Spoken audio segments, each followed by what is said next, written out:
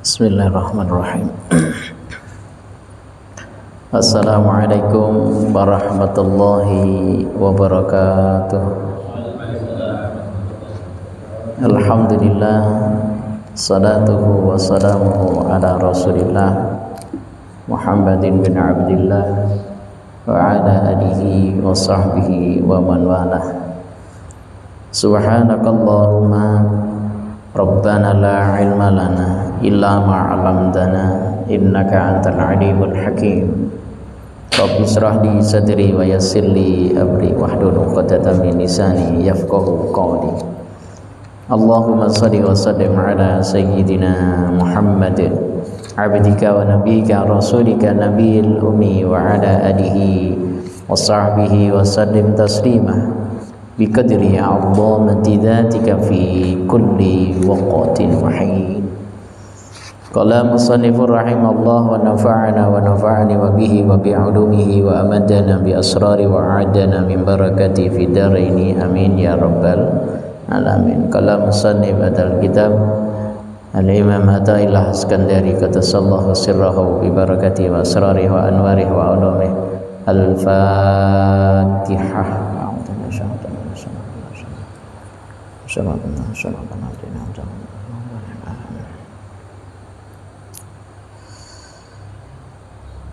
Bismillahirrahmanirrahim. Subhanakallahumma Rabbana la ilma lana illa ma 'allamtana innaka antal alimul hakim. Wa tub 'alaina innaka antat tawwabur rahim. Wa 'allimna min ladunka 'ilman nafi'a ya dzal jalali wal ikram.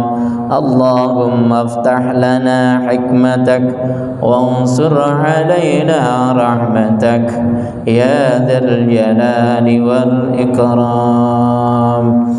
Mawlaya salli wa sallim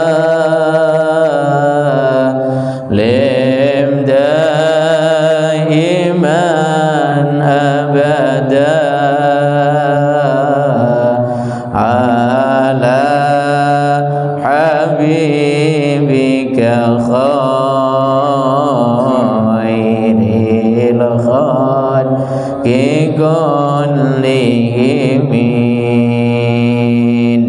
Huwal habibul ladzi turja syafa'atuhu likulli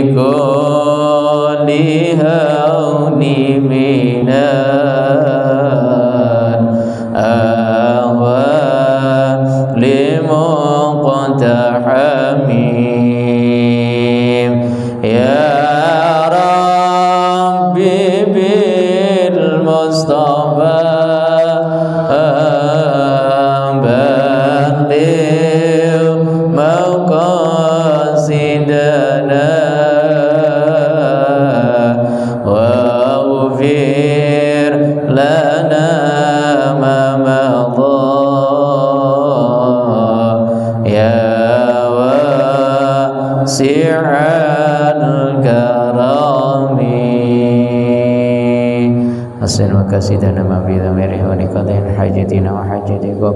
الفاتحة. أعوذ بالله من الشيطان الرجيم. صراط المستقيم صراط الذين غير المغضوب عليهم ولا الضالين. Amin. Alhamdulillah, puji syukur wonten mirsani Allah Subhanahu wa taala. Kula panjenengan sedaya tasih dipun maringi sehat walafiat, taufik inayah riayah.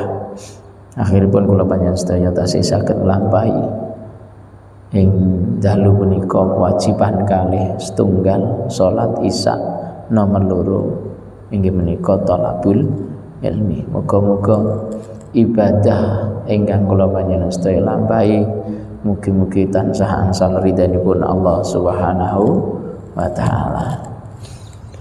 Salatuhu wa salamuhu wa biqaulina Allahumma shalli ala sayyidina Muhammad. Mugi katur kunjuk dumateng junjungan kita Nabi Agung Muhammad sallallahu alaihi wasallam. Dumateng para jamaah rahimakumullah. Ini berkaitan yang kemarin ada hubungannya muradun dan muridun. Karena ada hubungannya muradun dan muridun, perlu kita tahu yang namanya usul ilallah itu ada 2 jalan. Yang pertama yaitu fal muridun, orang yang berjalan kepada suluk menuju Allah melalui dunia seisinya, melalui akal kita, melalui ilmu, melalui syariat, kemudian sampailah pada Allah Subhanahu wa ta'ala. Yang kedua adalah al-muradun. Al-muradun, orang yang diharapkan oleh Allah untuk ketemu dengan Allah. Ini yang terus kita kepahami. Untuk yang pertama, mu'alif mengatakan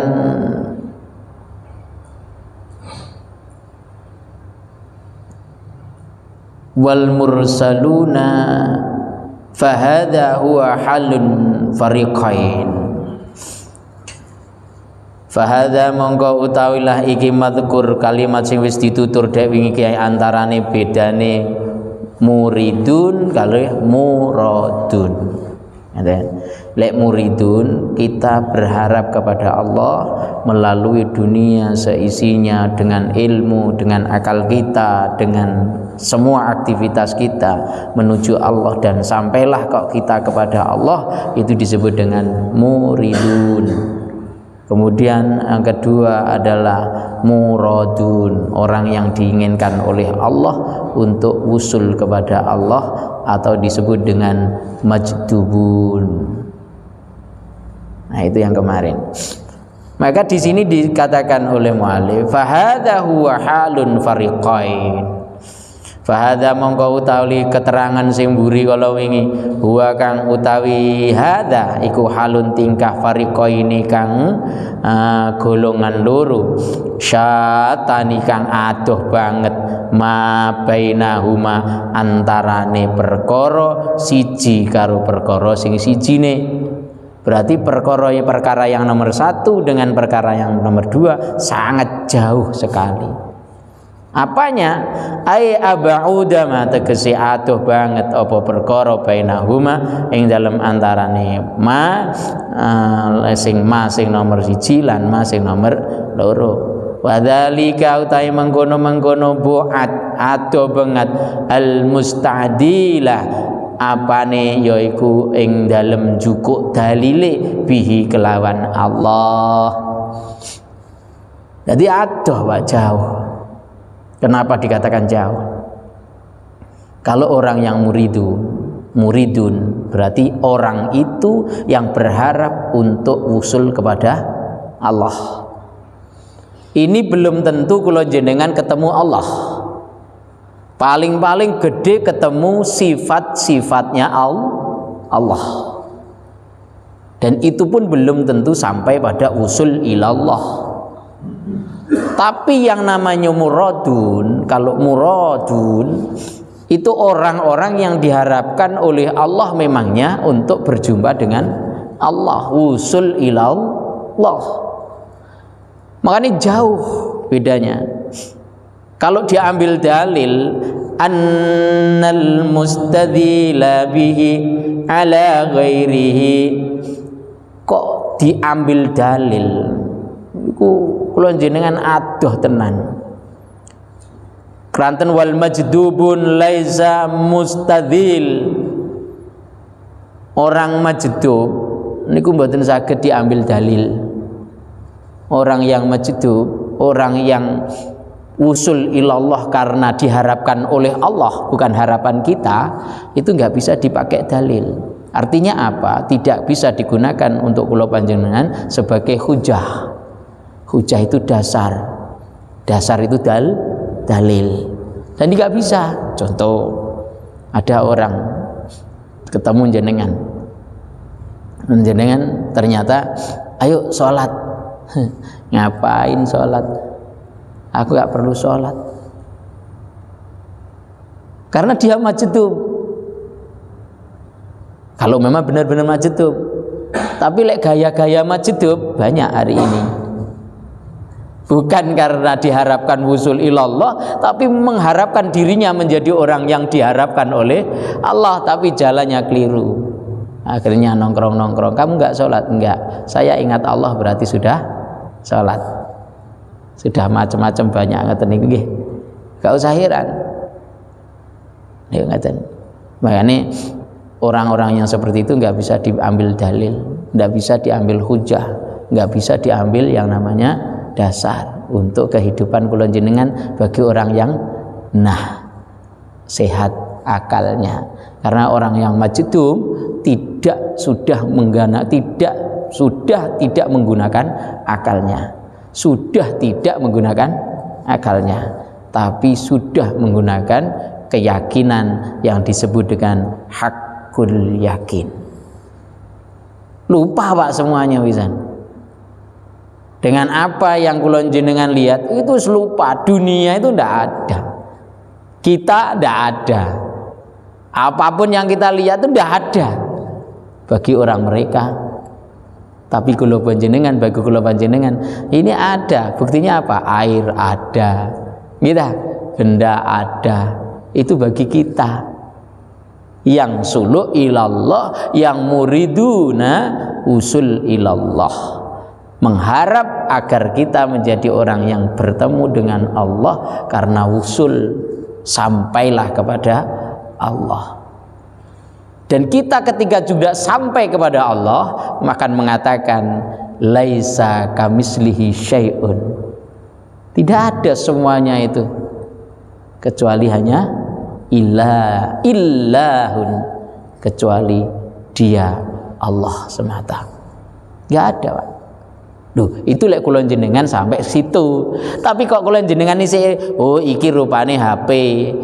Terus mbayangno HP ku berarti ono nih HP, berarti ono sing nyiptakno HP, berarti ono sing nyiptakno sapa? Gusti Allah. Oh, berarti kula jenengan la wusula ilallah. Durung wusul ilallah. Sebab isik nyawang bondo, isik nyawang makhluk, durung nyawang Allah. Makanya orang yang sudah sampai ke Allah itu semuanya akan ditinggalkan karena dia sudah tidak merasa laisa kamislihi syai'. Dadi wis gak ono sing madani Gusti Allah. Lek kula jenengan kan mboten onone banyu sebab onone sing nyiptakno banyu. Berarti banyu wonten mboten? Air ada enggak? Ada menurut kita, padahal Allah mengatakan adamun muhawadisin, sesuatu yang baru, sesuatu yang diciptakan Allah itu sebenarnya tidak ada. Karena adanya sesuatu itu karena adanya yang ada, yaitu Allah Subhanahu wa ta'ala. Berarti ada enggak sebenarnya kita? Enggak ada. Apa Pak Ki? Bingung? Bingung. Keterangannya bingung. Bingung betul? Bingung nggih. Bingung. Iya. Soalnya kelas tinggi. Iya. Gini, sebetulnya pakai gini. Nanti kita apa? Kita coba cermati, kita angen-angen gitu dah. Baru bisa nanti kita membedakan bisa. Kalau kita sudah merasakan yang namanya hakul yakin. Pasti suatu saat akan oh ini toh gitu. Kalau kita sudah sampai situ. Tapi kalau belum sampai situ, semua pasti bingung. Kenapa kok bingung? Karena belum tahu. Orang yang namanya orang tahu mesti bingung. Kamu kok tahu kalau jalannya Karangpilang sana? Ya kan saya tahu. Coba orang yang nggak pernah tahu ke Karangpilang suruh ke Karangpilang, dia bingung nggak? Bingung. Dia akan tanya-tanya. Dan di perjalanan itulah, di suluk itulah kita akan menemukan nanti. Makanya perlu perjalanan yang begitu panjang. Karena kita bukan orang muradun, akan tetapi kita itu adalah golongan-golongan orang muridun, orang yang berharap agar wusul kepada Allah. Tapi berat Pak, berat Pak Ahmad. Saya itu berat. Gak usah terlalu bingung dengan itu semua. Yang penting kita jalankan saja. Baru nanti kita akan kalau akan menemukan sesuatu hakul yakin yang sudah ada di dalam hati kula jenengan, pasti kita akan mengatakan gini, oh ini dah ternyata. Makanya kalau dalam sairan kayak rumongso aman apa lah, terus aja apa? Kapal. Loh, bolak-balik disetel ada kapal ya. Otomatis nggih. Loh, niku sakjane kula jenengan kan ngoten to. Terus akhirnya ngeten to. Teng akhire zikir lan suluk aja nganti lali, nggih ta? Kan ngoten ta? Rumangsa aman. Apa? Terus ya apa? Gak hafal. Mboten hafal nggih. Apa judulnya ya? Tak golekane nggih. Aku ya gak hafal ya. Tapi engklek wis mlaku ngarepe hafal lah. Heeh. Lek kok tengah-tengah ya lali kula nggihane.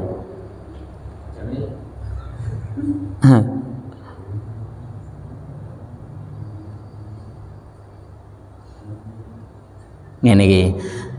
Kang aran soleh bagus atine krana mapan sarine ilmune laku tarekat lan makrifate uga hakikat manjing rasane uga hakikat manjing rasane baguse sangu mulya atine dan saterusé. Ngelek wis wis ngoten niku akhire dumunung rasa ayem atine rumangsa aman saking segala-galanya. Wis masuk Pak. Cuma kalau jenengan sik belum tahu kalau ngeten nggih. Satu. Betul. Ayem atine. Nggih. Kalau gajian. Wah, iki repot. Kalau itu saya tak kasih tahu ini. Kalau berarti kalau jenengan ngoten ini kelasnya teng mriki nggih. Imam Syafi'i itu mengatakan gini. Ra'aitun nasa qad malu. Aku lihat engkau baik dengan manusia itu karena hartanya saja. Illa man adama lahu. Bagi kamu baik itu karena kamu orang itu yang kamu baik itu punya harta, punya uang, punya duit gitu. Wa man la adalahu malu. Akan tetapi kalau dengan orang yang tidak punya uang, fa'annahun nasu qad malu, kamu akan menjauhinya. Repot Pak Adi kalau gitu. Berarti dekati kita dengan orang itu karena dia punya uang. Kalau nggak punya uang, nggak mau dekat, kita akan lari. Makanya hati-hati. Kalau gaji itu ada batasnya Pak. Kalau rizki nggak ada batasnya. Adi tadi kan ngomong rumongso aman kalau gajian gitu.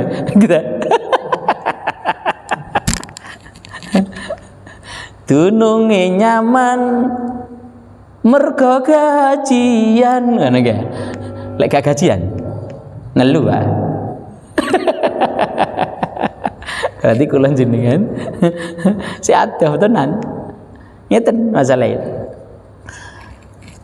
Kalau rizki itu kalau nama gajian itu ada batasnya. Paling UMR bisa 5 juta, 6 juta, sampai 10 juta, 100 juta. Tapi kalau rizki tidak bisa diukur dengan nilai. Nilainya 50 juta, kita anggap itu tidak ada nilainya sama sekali. Bisa dibuktikan. Sehat, rizki napa gaji Pak? Rizki. Moto kula jenengan niku situk tok. Lek dijual bayi pinten Pak? Mahal teman-teman. Sebenarnya kita itu punya rizki yang lebih daripada 50 juta Pak. Tapi kula jenengan niku lali kalau punya rizki yang seperti besarnya. Gitu. Ngerti nih kula jenengan gaji tok. Kalau gaji kan ada batasnya. Gaji sama 5 juta, 6 juta, 10 juta. Itu kan batas gaji saja. Tapi kalau rizki, Masya Allah, kalau jenengan ketemu orang yang baik, rizki bukan Pak? Kalau jenengan bisa bertemu siapapun yang di situ bermanfaat bagi kita, manfaat ke orang lain, rizki Pak. Kalau jenengan dikai sehat karo Allah, rizki bukan gaji. Gitu. Tapi kalau gaji hanya hitung-hitungan saja. Makanya kita mestinya syukur, alhamdulillah. Rizki kita itu sebenarnya banyak, tapi kita itu kurang syukurnya. Makanya gak nyaman hati ini, gak rumongso aman, masih susah, bingung. Padahal kalau kita pengen ngitung-ngitung rizki yang Allah berikan, Masya Allah. Bayangkan hari ini ada orang yang kena yang namanya penyakit diabetes. Bayangkan itu, kena penyakit diabetes, kelebihan gula, ngono tak ya? Kelebihan gula. Lih, gitu. Itu kelebihan gula. Lah kula jenengan sing kekurangan gula untuk diminum, ngopi dan sebagainya, ngono ya gak bersyukur. Alhamdulillah ya Allah, saya masih sehat. Saya masih bisa golek gula.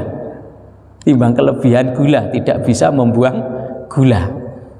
Akhirnya ketakutan dengan sendirinya. Ngoten-ngoten lho Pak. Ini bagian dari untuk suluk kepada Allah. Jadi kula jenengan ayo, makanya tafakkaru bi khalqillah wala tafakkaru bi dzatillah. Tafakur kita dengan makhluk yang Allah berikan pada kita, Allah ciptakan pada kita. Itu untuk tafakur. Biar kula jenengan gak nemen-nemen muluke. Jadi orang itu gak nemen-nemen gerangsange Pak. Wis talah, oke gak oke, sebentar lagi kita itu. Paling berapa lamanya? Kita itu kalau sudah wis dipatoki loro iki lho Pak. Hah? Wis dipatoki loro tok iku baru Pak. cara Qur'ane ya gitu, laula akhartani ila ajalin qarib. Iku wis dipatoki loro Pak. Wis ngono iku, enggak ada gunanya semuanya, tinggal getun. Makanya ayo berjalan sebagaimana yang para arifin billah, orang-orang yang ma'rifat billah dulu disampaikan. Coba kita belajar untuk menuju ke sana, untuk memahami. Kalau nggak paham ya sudah, Nanti kita akan satu saat tahu kepahaman itu, dan satu saat kita akan ditemukan dengan itu. Kapan? Mungkin di dunia, bisa mungkin di alam barzah. Nanti baru oh iya ini ya, ternyata itu gitu ya. Nggak usah terlalu susah. Oke, yang penting kita jalani apa yang Allah berikan, apa yang Allah syariatkan dan Rasulnya, kita jalani saja. Urusan nanti paham nggak paham, diberi paham di dunia alhamdulillah, kok ternyata diberi paham di alam barzah, ya alhamdulillah, masih di alam barzah masih diberi pemahaman. Itu Ustaz, jangan nyantol. Yang kita takutkan begini ya. Mohon izin boleh. Nggih, monggo. Yang lain mohon izin, belum bisa bertanya bisa tanya. Karena saya butuh. Ini apa yang disampaikan itu cukup bagus sekali. Kita ini sedang berjalan melaksanakan petunjuk Allah dan Rasulnya seperti yang disampaikan. Ya, tetapi bisa saja di tengah perjalanan iman takwa kita ini dicabut. Ini contohnya, mohon izin boleh. Iya. Ini yang paling saya takutkan, sehingga timbul pertanyaan, apakah ada amalan yang ringan-ringan saja, tetapi bisa menguatkan iman takwa kepada Allah? Karena itu yang paling saya takutkan. Contoh, Korun ini kurang sangat dekat dengan baginda Nabi dengan Nabi Musa kan dekat sekali itu, sangat dekat. Musa, bahasa kita aja mungkin ringan, Musa, jangan doakan aku supaya diberi kekayaan sama Tuhan. Kasihan sama. Memang ngomong berarti dekat, ya kan? Kalau satu kali masih di atas produk nggak dekat, tapi ini berkali-kali. Berarti Nabi Musa si Korun itu dengan Nabi Musa itu dekat, karena dia meminta kepada Nabi Musa itu agar didoakan sakaya. Orang itu orang beriman, Musa didoakan lalu diijabah, tapi melenceng dia, dicabut iman takwa. Itu yang paling kita takutkan. Kita ini kayak ini jangan dikira kita tidak sedang diintip, anggaplah sedang diintip. Kamu edit kamu kalau sekolah diulang lebih itu cabut ilmu apa? Itu yang kita takutkan. Makanya tadi yang disampaikan itu sampai sekali kata sambutan yang negatif. Awal-awal itu sedang melaksanakan mengikuti petunjuk Allah dan Rasulnya seperti yang disampaikan barusan. Gitu. Sedang, tapi di balik itu ada takutnya. Contoh lagi, iblis nggak tahu puluhan tahun, belasan tahun itu berarti kurang begitu ngerti. Sangat dekat dengan Gusti Allah. Dekatnya dengan Gusti Allah kurang bagaimana? Itu cabut iman takwa. Nah kita orang-orang seperti saya jauh sekali dari baginda Rasul, jauh sekali dengan baginda Rasul, jauh sekali dengan ulama-ulama saya jauh dari ulama. Itu loh. Yang dapatnya dicabuti omongan sini jauh-jauh dari saya gitu loh. Karena kita ini mempunyai rasa takut, rasa was-was gitu loh. Saya bertanya kepada Ustaz, percayalah Pak Ustaz, kalau kami itu sedang melaksanakan petunjuk Allah dan Rasul sebisa itu loh. Cuma mengingat apakah ada amalan yang pendek-pendek aja yang bisa memperkokoh iman takwa kepada Allah gitu. Sehingga hati itu tenang terus ikut itu. Padahal mas kami ngomongin ya gitu, perasaan petunjuk Allah dan itu nikmat asli. Tapi data di balik itu ada gambaran seperti tadi di jalan-jalan kita yang jauh dari baginda Rasul bisa itu. Jadi itu Pak Ustaz saya mohon kepada panjenengan siapa tuh ada terbukti Iya. hubungan yang bisa mengokohkan iman takwa saya supaya saya tidak dicabut. Terima kasih. Nah, ini memang benar-benar teka-teki yang semua orang tidak tahu. Kenapa? Kita itu memang harus percaya itu rukun Islam, rukun iman yang keenam. Kita harus menerima qada dan qadarnya Allah. Tapi, nah, kalau jenengan tapi, makanya diharapkan setiap saat paling tidak kalau jenengan jangan keliru untuk niatannya. Paling tidak. Untuk apa? Mudah-mudahan Allah meridhoi. Apapun yang kita lakukan, diniati mudah-mudahan Allah meridhoi. Kalau bahkan Allah ridho kita dimasukkan neraka, ya terserah Allah. Kalau Allah ridho berarti kita nggak akan kepanasan, ya. Tapi kalau Allah nggak ridho, karena ridhonya Allah itu menyertai apa yang kita lakukan, itulah. Makanya ketulusan hati yang tahu adalah diri kita sendiri dan Allah dan Rasulnya. Sudah.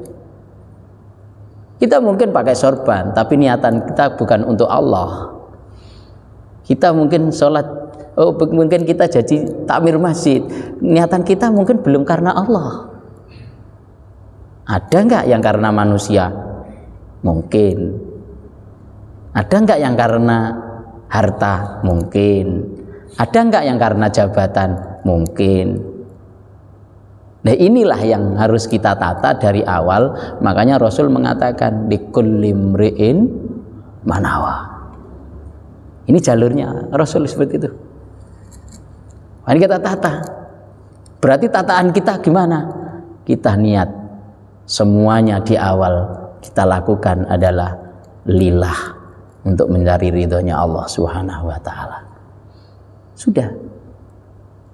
Kalau kita sudah seperti itu dan mampu seperti itu, kita secara otomatis akhirnya, ya Allah, aku ini orang yang hina, aku ini orang yang senantiasa berbuat dosa, selalu lupa dengan Engkau, tapi aku nggak rela, aku nggak ingin kalau jasad ini dimasukkan ke api neraka-Mu, ya Allah.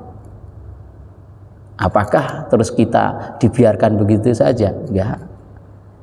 Allah katakan, wastaghfiru min dunubikum, mintalah ampun pada Tuhanmu kamu sekalian, maka kita akan diampuni oleh Allah Subhanahu wa taala. Sering kita baca, wa'fu anna waghfir lana warhamna anta maulana fangsurna 'alal qaumil. Ini yang kadang kita nggak pahami. Kita itu sudah diampuni dosanya, dihafudz catatan dosanya. Makanya dikatakan oleh Rasul, tuba li ummati liman liqai. Bahagialah orang-orang yang beriman di masa yang tidak pernah bertemu dengan aku, tapi dia percaya, masih iman kalau aku itulah ada Rasulnya. Itu yang akan dibanggakan. Makanya sampai Nabi Musa alaihi salam yang berapa ribu tahun hidup lamanya, kurang lebih 1500 tahun kehidupannya, lama Pak. Kulon jenengan 63 tahun iba Rasul, akan tetapi Nabi Musa mengatakan, ya Muhammad, ij'alni min ummatikum, jadikan aku umatmu. Aku iri dengan umatmu yang usianya hanya 63, tapi nilai kehidupannya, nilai pahalanya, nilai penggantiannya lebih daripada kehidupan yang aku lakukan segitu lamanya. Duh, sampai segitunya Pak. Makanya bersyukur, alhamdulillah. Makanya kalau jenengan itu ayo bersyukur, sik diparingi iman, sik diparingi kula jenengan isih gelem jamaah, sik gelem salat, sik gelem ngaji, luar biasa. Urusan neraka swarga jari Gusti Allah. Yang penting kita lakukan koridornya dulu. Oh, itu yang penting. Toto niatnya apa? Karena mencari ridhonya Allah. Mudah-mudahan Allah ridho. Kalau jenengan sholat nggih ngoten. Ya Allah, aku sholat menghadap Engkau. Mudah-mudahan Engkau ridhoi. Sudah. Enggak perlu engkau gaji ganjaran, enggak perlu, Pak. Enggak perlu. Yang penting kau ridhoi. Bahkan ada dua cerita yang mungkin pernah saya ceritakan ya. Mungkin pernah saya ceritakan. Kalau terulang lagi enggak apa-apa nggih. Mungkin pernah saya ceritakan. Ada satunya ahli alim, ahli ilmu, yang satunya ahli maksiat. Yang ahli maksiat di penghujung kehidupannya mengatakan, kamu itu sudah mau mati, segera bertobatlah. Saya juga mau bertobat, tapi saya sudah nggak kuat. Tapi saya ridho kalau dimasukkan surga, nerakanya Allah. Yang penting Allah mengakui aku sebagai hambanya. Itu orang yang maksiat, Pak. Orang yang ahli ilmu tadi mengatakan, oh, bekal saya sudah banyak. Bekal saya sudah banyak. Untuk menuju Allah, puasa saya lakukan, ya. Sholat 5 waktu berjamaah saya lakukan. Zakat saya lakukan. Baik dengan orang saya lakukan. Semua saya lakukan. Terus kemudian sama-sama meninggal dunia. Yes. Ketika sama-sama meninggal dunia, orang tadi kemudian ada temannya memimpikan, itu jenenge ru'yatul naim. Orang itu mimpi, Pak. Temannya itu mimpi. Duh, aku ketemu si A, perbuatannya maksiat, tapi selalu berada di tempat yang nikmat. Allah tempatkan di surga. Tapi yang tadi begitu soleh, serbannya besar, setiap hari pengajian, tapi justru dimasukkan neraka. Ternyata ditanya ketika bertemu orang itu dengan yang maksiat tadi, aku hanya meminta yang penting Allah mengakui aku sebagai hambanya. Itu, Pak. Pengakuan sebagai hambanya. Yang satu mengandalkan amalnya, ternyata Allah tolak. Kamu bisa seperti ini, aku yang beri, kata Allah. Kamu seperti ini, bisa seperti ini, aku yang memberi. Tapi engkau lupa pada aku. Justru orang yang maksiat ingat pada aku, kamu lupa dengan aku. Kamu masuk neraka kalau gitu, kamu masuk surga. Kenapa? Aku bersama orang yang mengingatku, bukan orang yang lupa dengan aku. Ternyata seperti itu, Pak. Loh, hati-hati loh seperti itu. Itu bleset, Pak, sedikit ya, Pak. Gara-gara mengandalkan amal. Makanya kalau jenengan gak oleh mengandalkan amal. Saya sudah jangan saya. Buak saya itu wisan. Makanya lek cara orang toriko ketokno kukumu. Kuku itu apa? Kuku kuwi diketoki, Pak. Jadi sapa iku sing duwe? Allah. Udah, Pak. Makanya fadkurkum udzkurni fadkurkum. Kamu ingat aku ingatmu. Allah seperti itu. Makanya kalau jangan belajar masuk dalam hati. Allah. Gak usah keras-keras, Pak. Dalam hati. Allah. Semampu kita. Terus continue. Dimanapun kita berada, zikir Allah. Kalau mulut kita untuk bisa digunakan untuk zikir, gunakan. Apa kira-kira yang kita bisa apa? Saya hanya bisa surat Al-Ikhlas. Sudah baca surat Al-Ikhlas. Qul huwalek, gitu. Enggak apa-apa. Yang bisanya itu, saya bisanya bismillah saja. Ya sudah, bismillahirrahmanirrahim. Bisanya apa? Itu untuk menguatkan iman agar diingat Allah dan kita juga masih ingat Allah. Sepele, tapi jarang yang melakukan. Karena apa? Terobsesi dengan keilmuan yang mereka nggak pahami, terobsesi dengan yang namanya Nah, pahala, akhirnya lupa dengan siapa yang memberi pahala. Lewatan Pak. Ini penting. Ngoten nggih. Nanti kalau ada kurangnya, jangan cari lagi. Masih panjang sebenarnya keterangan itu, masih banyak. Dan karena ini membedakan muradun dan muridun, dari sinilah kita nanti akan paham. Kita berjalan menuju Allah, suluk ilallah, baru ternyata seperti ini. Bahkan mungkin hari ini sudah ada yang merasakan yang namanya ladzatul iman, kenikmatan iman itu. Ini seperti sama yang disiirkan itu, disiir tanpa waton itu. Orang kalau sudah menemukan, merasakan yang namanya keimanan, urip itu tenang Pak, tenang banget. Kamu nggak bekerja gini, nggak cuma gini. Kenapa? Karena dia sudah tenang, hatinya secara otomatis tenang, nggak gelisah. Ini, nah dari situlah, makanya dari awal seperti itu kita tata niat kita lillah, karena Allah, dan mudah-mudahan Allah meridhai. Ini penting. Niatan lillah, mudah-mudahan Allah meridhai. Ngaten. Pak, gini. Nggih. Tapi menurut saya, Nggih. jangan menurut yang lain yang ikut saya. Karena saya itu segala sesuatu yang saya terima itu mesti diolah dengan akal saya. Nah itu ada yang benar, ada yang tidak benar. Apakah hasilnya itu sendiri? Kalau menurut saya, apabila saya yang tahu betul sampai segala sesuatu apapun, termasuk iman dan takwa, sepertinya sudah ditakar oleh Allah Subhanahu wa Ta'ala. Sepertinya, tapi jangan ikut saya, cuma menyampaikan saya. Tolong memberikan pencerahan saya. Koyon itu sama dengan rezeki lah, jadi kamu harus jadi mandiri. Bapak ini harus pedagang.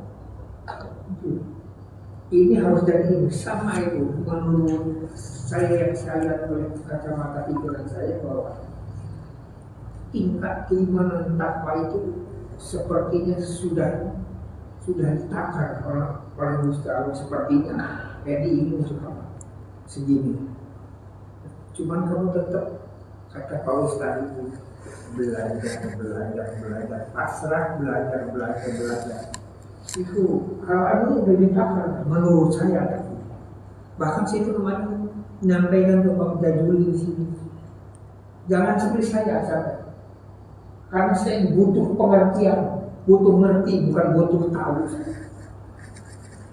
Semua tahu ini Al-Quran, tahu semua. Bahkan ada yang hafal, tapi yang ngerti, waduh, amin.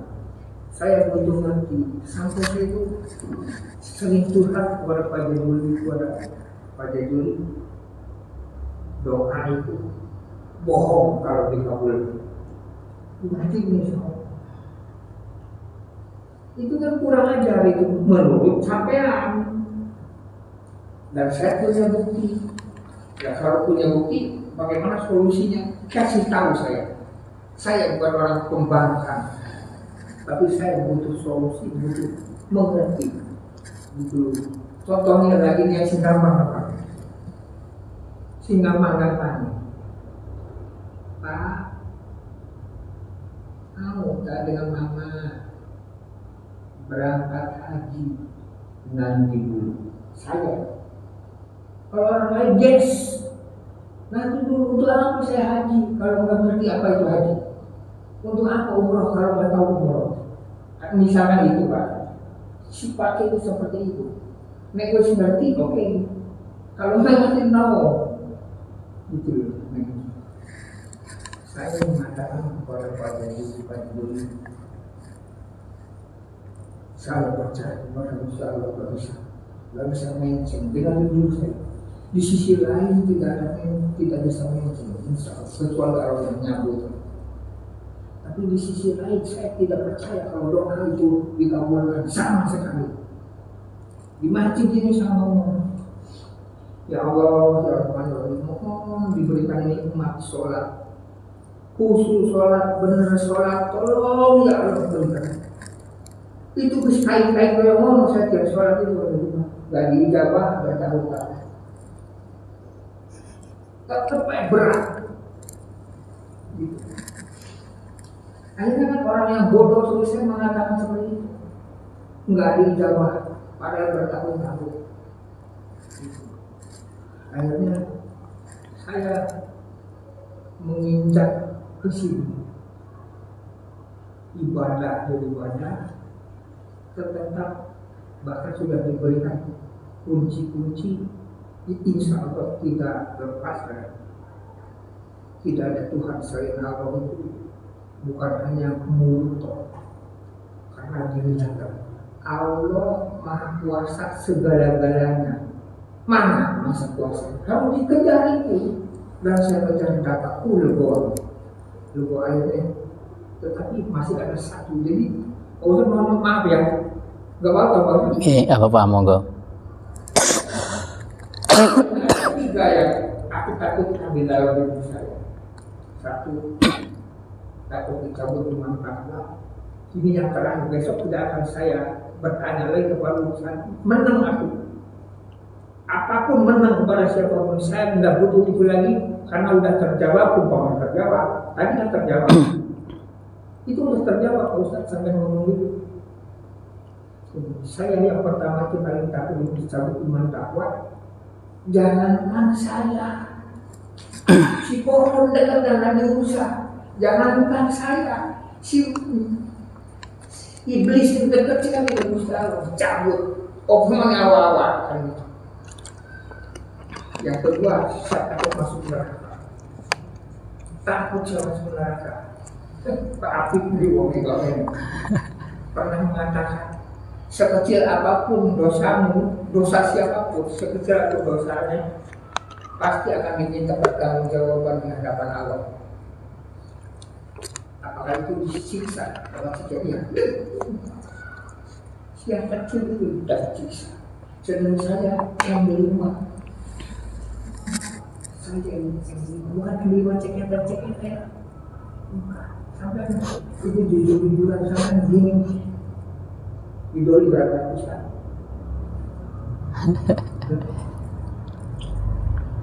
Berapa kali giringan peramal, berapa kali giringan istri orang, berapa kali membahir di waktu ada masa kayak mampu, berapa kali ketulisan saya mengerjakan, tetapi jelas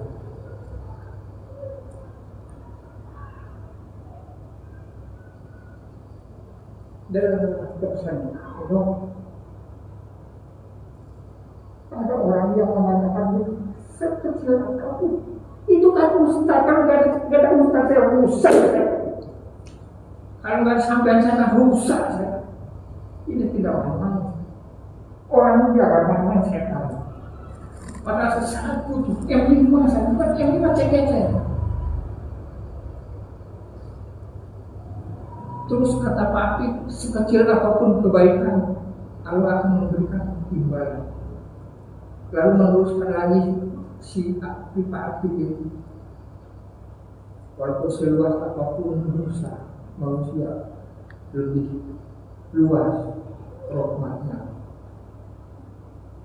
Kata asalkan harus bertobat dan melaksanakan petunjuknya. Muat saya Pak.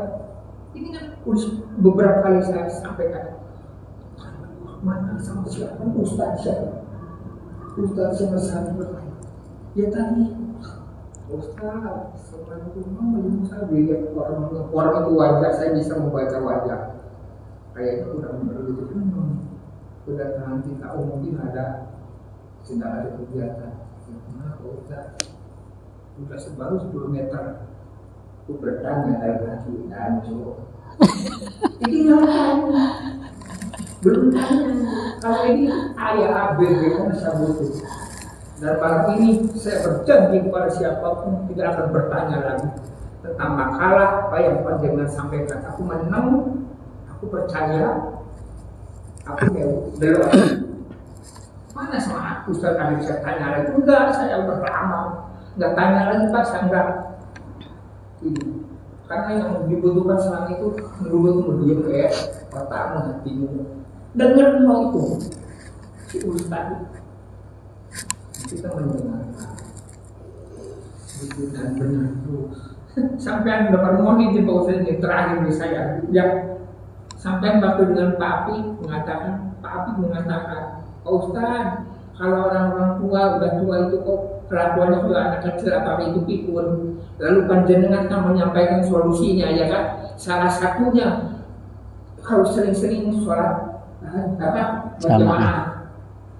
Saya masih apa tuh? Saya dari sekarang ke sana ke ujung sana udah 7 kali ikut terus sama sampean. Pindah sama apa itu? Karena ada yang dibutuhkan. Nah, mohon izin Pak Ustaz tunggu dulu. Kata Pak Ustaz untuk menghindari pikun, ya harus saling sholat berjamaah. Karena Pak Kiai anu usianya sekian, kita pikun. Kiai anu sekian sering sholat berjamaah tidak pikun. Kata panjenengan gitu. Ya, lalu saya itu kok aneh, mengaku kan boleh. Boleh.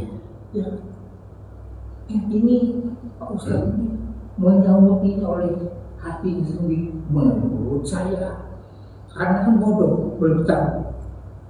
Allah berfirman di dalam surat Yasin dalam mengatakan bahwa siapa yang panjang umur di antara kamu akan aku kembalikan seperti sedia kala kan itu. Tidak seperti itu yang benar. Lalu saya tanya, saya kan pulang dari sini 3 hari kemudian saya ke tanya benar Pak Ustaz apa yang dikatakan. Ada poin-poin seperti itu, belajar sholat berjamaah ini.